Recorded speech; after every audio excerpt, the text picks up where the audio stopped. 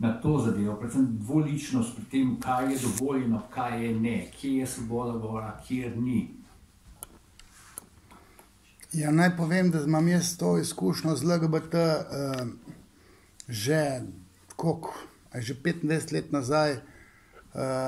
Meni je onemogočil zagovor doktorata pionir gejevskega gibanja, ki je za zahvalo potem postal dekan Fakultete za socialno delo, Bogdan Lešnik. Magnus gibanje je to, moj mentor pri doktoratu, ki ga nisem smel zagovarjati. Asistirale so mu feministke, vodilna je bila takrat direktorica Mirovnega inštituta Vlasta Jalušič, pa lojalni kolegi, ki niso filozofi, ampak so tako rekoč aktivisti določene ideologije, pač leve ideologije. Jaz sem drugič magistriral iz ideologije, tako da vem, kaj je ideologija. In kadar jaz govorim o ideologiji, se me poskuša utišati. Kredibilen sem zato, ker sem tako rekoč eden izmed tistih, ki naj bi bili levičari. Zdaj, kaj je to levičar, desničar? Jaz sem že povedal, da sem po naravi konzervativen, zato, ker imam tradicionalno družino z očetom in mamo, pa zaradi psihoanalize. In govoriti o ideologiji, tematizirati ideologijo je že greh. Zato, ker če se tematizira ideologija, se takoj dojame, spozna, da te levi aktivisti, torej tudi filozofi, nažalost tudi tisti, ki jih jaz cenim, recimo, vsi podpirajo levico. Tudi moj mentor z drugega magisterija, Rastko Močnik, Slavoj Žižek, Mladen Dolar, to so vsi preko Freudovci, psihoanalitiki. Ampak, ko bi pa nekdo drug pa izpostavil neko drugo mnenje, to se pa ne sme.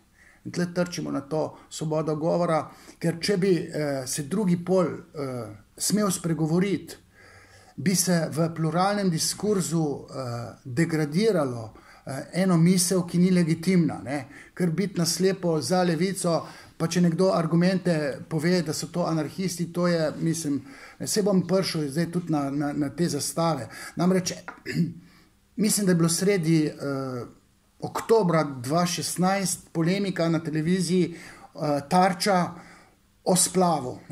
Jaz recimo sem za to, da ima pravico, ženska pravico, da odloča o rojstvu otroka. Ne bom rekel, da sem liberalen, ampak mene je bilo groza, da so Angel Celikovič pa Katarini Zomandora prepovedali gostovanje zaradi te Tarče, ker so zagovarjale torej agendo proti splavu, nikoli več ne smejo na televizijo.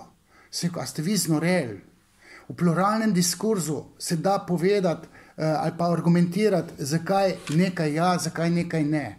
Pa zakaj je recimo LGBT ideologija tudi feministična ideologija. Mene je enkrat citirala tale bivša ministrica Zaresova, vse ni važno ime, ki je imela feministični film, ki sem jaz rekel in so me citirali, feminizem je psihopatska ideologija, LGBT-ovska ideologija pa toliko bolj. Problem torej istospolno, spolno usmerjenih ni to, da so tako spolno usmerjeni, ampak njihova osebnostna struktura je malce specifična, da ne rečem, da imajo diagnozo, ki bi psihiatri lahko rekli mejna osebnostna motnja. To se ne sme govoriti. Če tudi je to legitimni diskurs psihiatrične stroke, o tem se ne sme govoriti.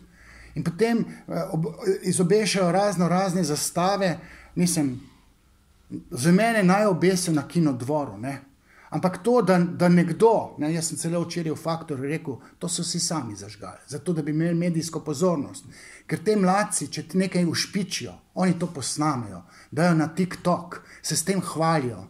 Moje mnenje je, da tiste zastave, LGBT-ovske zastave, ni greh, da tam visi, greh je, da na ministrstvu visi, ne vem, kje še vse visi, da Janković na vse te vrtce to izobeša.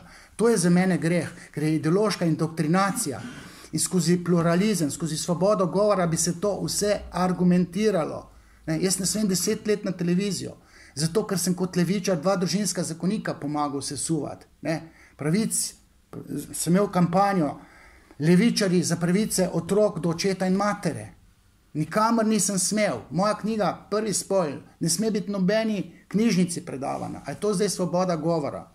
In potem pa tam nekaj delajo galamo, mislim, tudi to puljenje teh zastavic. Zdaj, če se vse sme, pa naj puljajo tiste zastave, ampak da delajo dramo, da novica dneva, da je ta zažig zastave. Pa to je neka cota obesena, pobarvana. To ni fora te cote, mislim, legebitrovske zastave.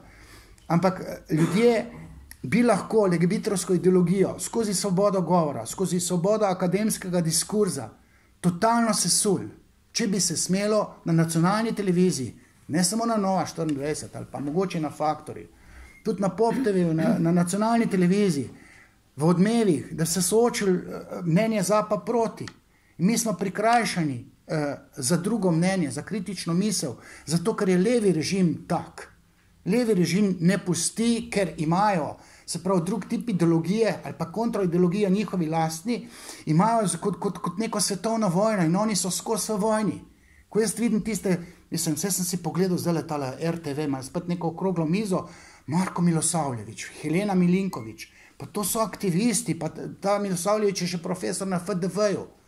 Pa to perejo možgane in ne pustijo, da nekdo pove, spoštovani študentje, na to mnenje, na to temo se da pa drugače gledati, gledajte, takole, ne? In se ne sme o tem govoriti.